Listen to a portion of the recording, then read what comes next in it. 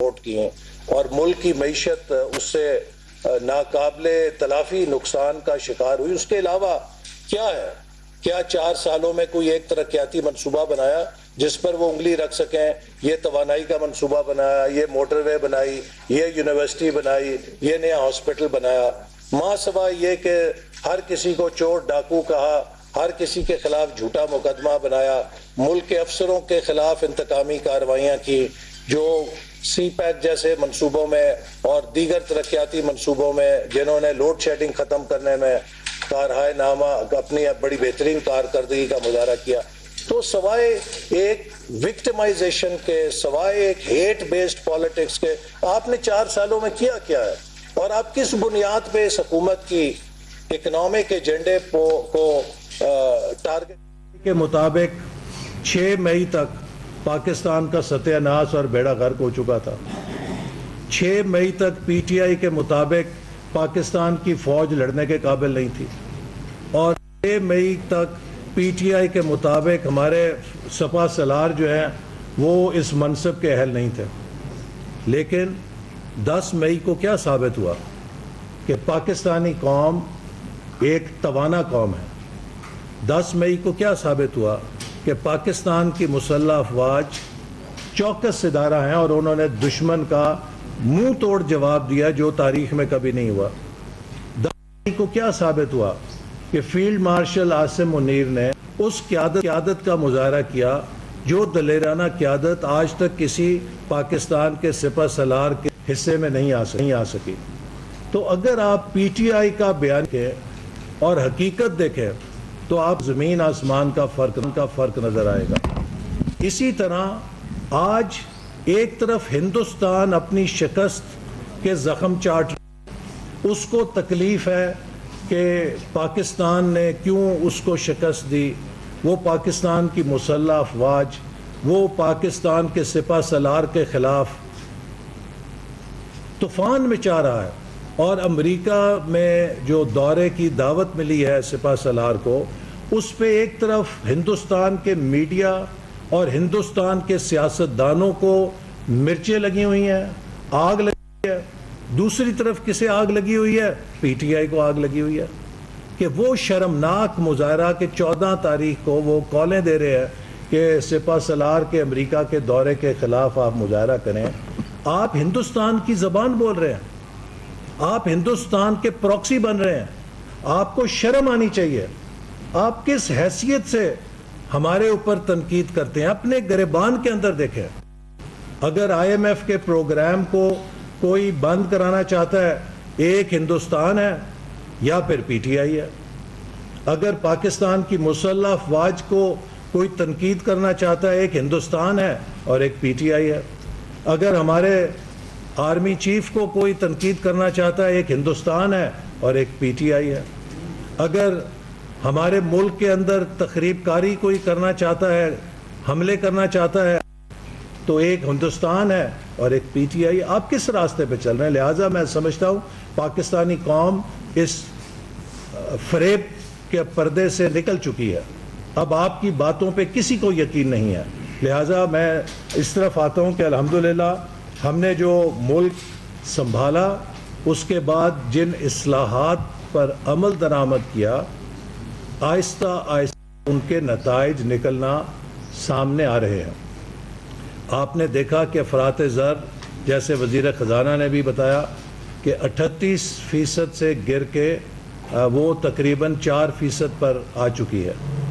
Policy rate 23% سے 11% پہ آ چکا ہے، اور یہ اسی لیے ممکن ہوا ہے کہ انفلیشن کا ریٹ کم ہوا ہے اور حکومت نے ایک مالیاتی پلان اور ایک سٹیبلائزیشن کے پالیسیز پر عمل درآمد کر کے جو معاشی خسارہ بے قابو ہو گیا تھا اسے قابو میں لایا ہے، جس کا نتیجہ یہ ہے کہ آج پی ٹی آئی سے ہمیں سرٹیفکیٹ کی ضرورت نہیں ہے. پوری قوم اس کے اثرات دیکھ رہی ہے. پاکستان کی سٹاک مارکیٹ اس بہتری اور تبدیلی کی گواہی دے رہی ہے. بین الاقوامی مالیاتی ادارے اس بہتری کے سفر کی گواہی دے رہے ہیں کہ جنہوں نے پاکستان کی ریٹنگز کو اپ گریڈ کرنے کا سلسلہ شروع کر رکھا ہے.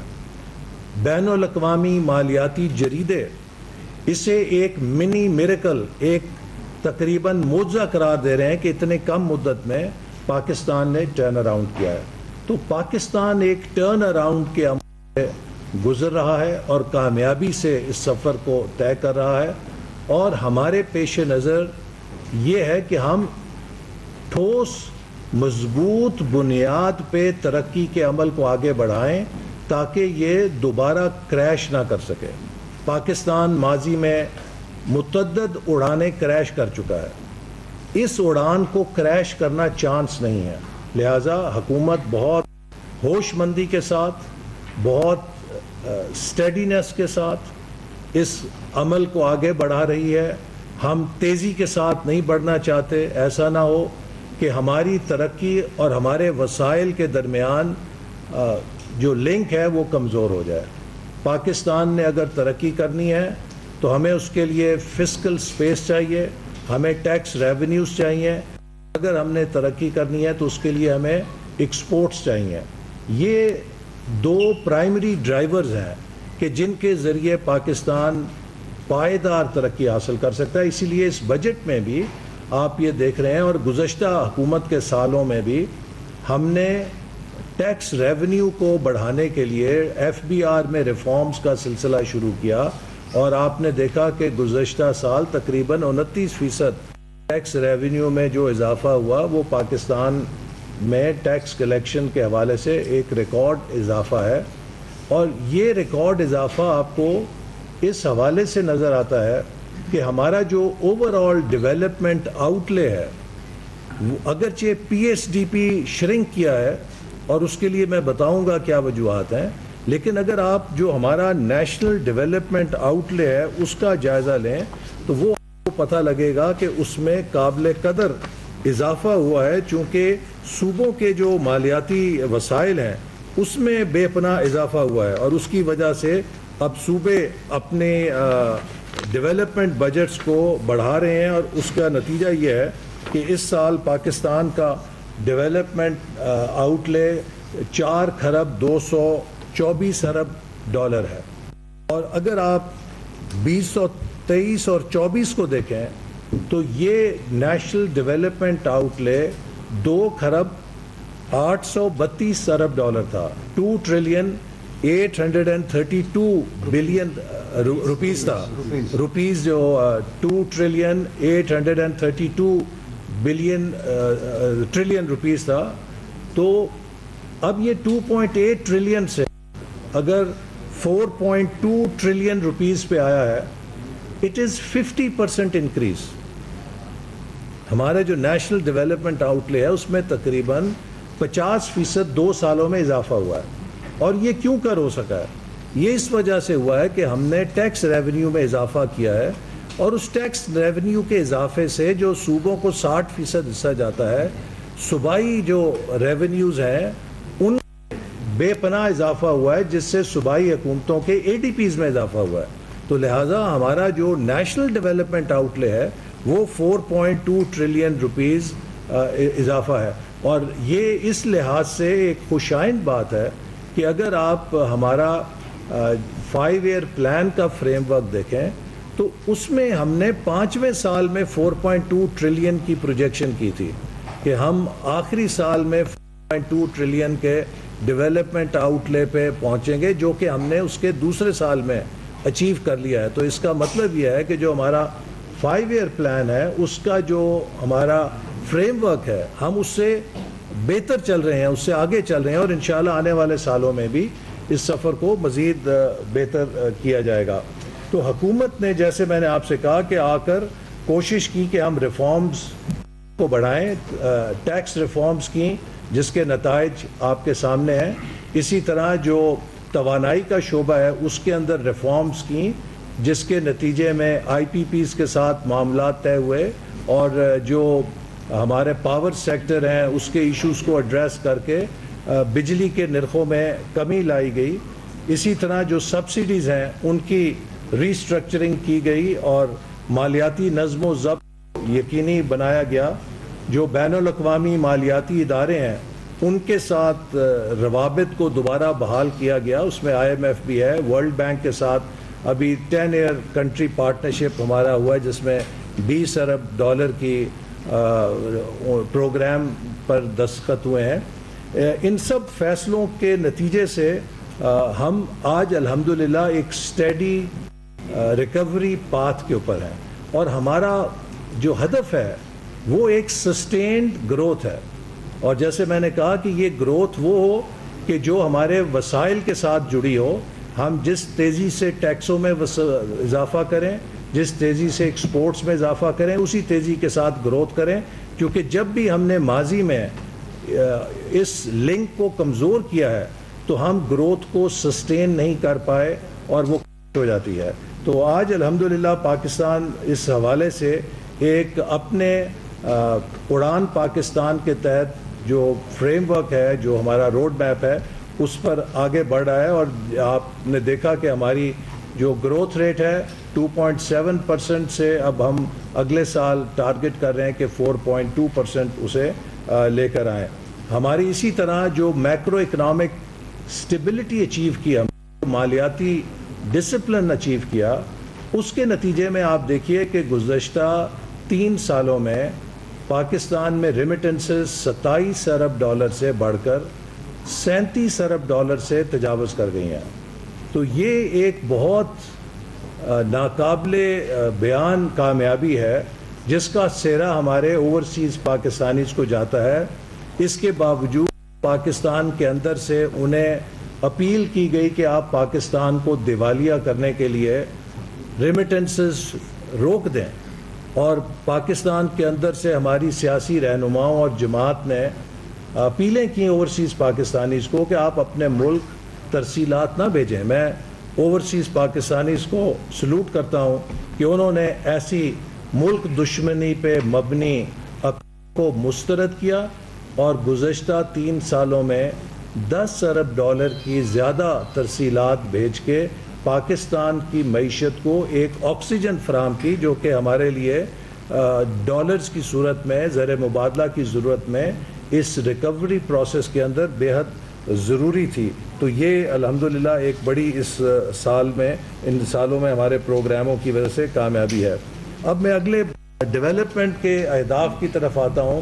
ہمارے سامنے جو ڈیولپمنٹ بجٹ تھا اس کا بڑا چیلنج یہ ہے کہ فیڈرل گورنمنٹ کی فسکل سپیس ٹائٹ ہے, اور یہ ایک سٹرکچرل پرابلم ہے جو ہمیں سامنا کرنا پڑ رہا ہے. اور میں سمجھتا ہوں کہ یہ ایک ایسا موضوع ہے کہ جس پر ہماری قومی قیادت کی اجتماعی دانش کی ضرورت ہے کہ ہم اس طریقے سے اس بات کو یقینی بنائیں کہ فیڈرل گورنمنٹ بھی ڈیولپمنٹ کے شعبے میں اپنی جو ضروریات اور اس کی جو ڈیوٹیز ہیں وہ ادا کر سکے. اگرچہ ہمارا نیشنل ڈیولپمنٹ آؤٹ لے بڑھ رہا ہے چونکہ صوبوں کو وسائل بہت زیادہ جا رہے ہیں, لیکن جو فیڈرل گورنمنٹ ہے اس کی فسکل سپیس, اس کی جو لائبلٹیز ہیں ان کے ہاتھوں کافی ٹائٹ سکڑ رہی ہے, جس کا براہ راست نتیجہ یا براہ راست اس کا جو اثر ہے وہ ہمارے national federal development budget PSDP پہ پڑ رہا ہے, جو کہ آپ دیکھ رہے ہیں کہ کافی حد تک سکڑ گیا ہے. اور اگر میں آپ کو مثال دوں 2017-18 میں تو ہمارا جو ڈیولپمنٹ بجٹ ہے وہ GDP کا 2.6% تھا, اور آج یہ سکڑ کے تقریباً 1% سے کم ہو گیا, 0.8% ہو گیا. یہ ایک بہت اسٹرکچرلی ہمارے لیے تشویشناک بات ہے کہ ہماری جو نیشنل لیول پہ ڈیولپمنٹ سپینڈنگ ہے وہ کیوں کم ہو رہی ہے. اب اگر آپ اس کا جائزہ لیں تو آپ کو پتہ چلے گا کہ جو فیڈرل گورنمنٹ کے حصے میں وسائل بچتے ہیں وہ اگلے بجٹ میں بھی, اگرچہ وہ 14,000 سے زیادہ ٹیکس ریونیو اکٹھا کریں گے, لیکن جو بالآخر فیڈرل گورنمنٹ کے حصے میں وسائل بچیں گے وہ تقریباً 11 کھرب 11 ٹریلین روپیز بچیں گے. اب اس 11 کھرب میں سے اس نے 8.25 کھرب جو ہیں وہ قرضوں کی میں دے دینے ہیں اور اس کے پاس جو باقی پیسہ بچے گا اس سے ہم اپنے دفاع کی ضروریات پوری کر سکیں گے. اور یہ ایک فرق ہے. جب ہم نے حکومت سنبھالی 2022 میں تو اس وقت صورت یہ تھی کہ پاکستان کے جو وسائل ہیں اس میں سے جو فیڈرل گورنمنٹ کو رقم بچتی تھی تو وہ 100% قرضوں کی ادائیگی میں چلی جاتی تھی. تو باقی تمام ضروریات کے لیے ہمیں قرض لینا پڑتا تھا. اس میں دفاع بھی شامل تھا, اس میں ڈیولپمنٹ بھی تھی, اس میں cost of running the government بھی تھی, اس میں سبسڈیز بھی تھی. آج 2 سال بعد ہم نے اپنی سپیس انکریز کی ہے. ہم قرضوں کی ادائیگی کے ساتھ جو ملک کے دفاع کا بجٹ ہے وہ بھی اپنے وسائل سے پورا کریں گے اور باقی کے لیے ہمیں مزید خسارہ ہے. اگر یہ ہم نے ریکوری کا پاتھ رکھا تو انشاءاللہ مجھے یقین ہے کہ آنے والے سالوں میں ہم اپنا ڈیولپمنٹ کا بجٹ اور اپنے دیگر اخراجات بھی اپنے وسائل سے حاصل کریں گے. لیکن اس کے لیے ضروری ہے کہ ہم اپنی tax to G D P ratio جو ہے اسے کم از کم 16 سے 18% پہ لے کے جائیں. ہم دنیا میں کم ترین ٹیکس ادا کرنے والی معیشت ہیں. کم ترین ٹیکس ادا کر کے ہم چاہتے ہیں کہ ہمیں دنیا کی بہترین سہولیات ملیں. یہ ممکن نہیں ہے. لہٰذا اگر ہم اپنے لیے بہترین تعلیم, بہترین صحت, بہترین انفراسٹرکچر, بہترین اکانومی چاہتے ہیں تو ہمیں اسی تناسب سے ٹیکس بھی پے کرنا ہے جس تناسب سے ہمارے جیسے ملک جو تیزی سے ترقی کر رہے ہیں وہ پے کرتے ہیں. اور ہمارے ہمسایہ ملک میں یہ تقریباً 16% ہے, باقی ممالک میں 18% ہے. تو ایک گیپ ہے 6 سے 8% کا جسے ہمیں پورا کرنا ہے اور حکومت اس کے لیے کوشش کر رہی ہے. براڈننگ آف ٹیکس نیٹ کی طرف کوشش کر رہی ہے, لیکن حکومت تنہا اس میں کامیاب نہیں ہو سکتی. اور میں سمجھتا ہوں کہ ہر وہ پاکستانی جو پاکستان کی ترقی کے لیے خواہش مند ہے اور وہ اپنی ذمہ داری محسوس کر کے ٹیکس بھی ادا کرتا ہے, اسے حکومت کا ساتھ دیتے ہوئے ٹیکس چوری کے خلاف واچ ڈاگ بننا پڑے گا یا چوکیدار بننا پڑے گا. اور پاکستان کے ہر شہری کو جو ٹیکس دیتا ہے جہاں پر بھی وہ ٹیکس چوری دیکھے اس کی نشاندہی کرے تاکہ ہم سب مل کر پاکستان. وفاقی وزیر منصوبہ بندی ایسا دیگر اسلام آباد میں نیوز کانفرنس کر رہے ہیں.